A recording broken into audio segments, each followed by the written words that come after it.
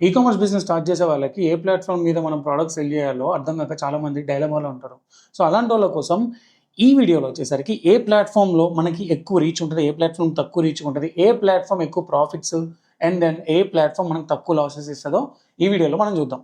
So first వచ్చేసరికి reach వచ్చి అమెజాన్లో సెల్ చేస్తే మనకి గ్లోబల్ రీచ్ ఉండే పాసిబిలిటీ ఉంది, ఎందుకంటే అమెజాన్ అనేది ఒక గ్లోబల్ కంపెనీ, ఇంటర్నేషనల్ కంపెనీ కాబట్టి.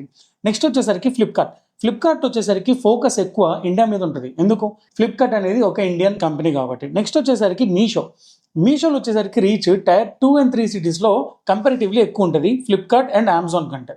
నెక్స్ట్ వచ్చేసరికి కాస్ట్ టు సెల్, అమెజాన్లో కాస్ట్ టు సెల్ వచ్చేసరికి హై, ఫ్లిప్కార్ట్లో మీడియం ఉంటుంది అండ్ దెన్ మీషోలో లో ఉంటుంది. నెక్స్ట్ వచ్చేసరికి ఆడియన్స్ టైప్, అమెజాన్లో వచ్చేసరికి urban, high class, tier 1, tier 2 సిటీస్లో ఉండే పీపుల్ ఉంటారు. ఫ్లిప్కార్ట్లో వచ్చేసరికి బడ్జెట్ టు మిడ్ రేంజ్ వాళ్ళు ఎక్కువ ఆడియన్స్ ఉంటారు.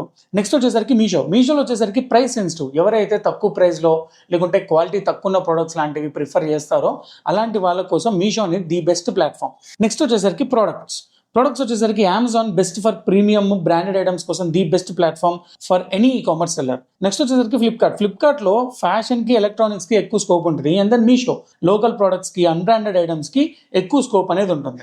నెక్స్ట్ వచ్చేసరికి ప్రాఫిట్, అమెజాన్లో హై ఉంటుంది, ఫ్లిప్కార్ట్లో మీడియం లెవెల్ ప్రాఫిట్స్ అయితే మనం చూడొచ్చు. నెక్స్ట్ వచ్చేసరికి మీషోలో లోవెస్ట్ ప్రాఫిట్స్ అనేది సెల్లర్స్ ఇస్తారు.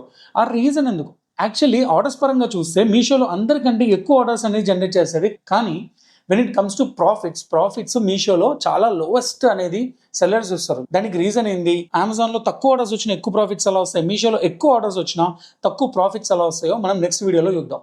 ఇలాంటి మోర్ వీడియోస్ కోసం ఫాలో అవ్వండి ఈకామ్ క్యాపిటల్.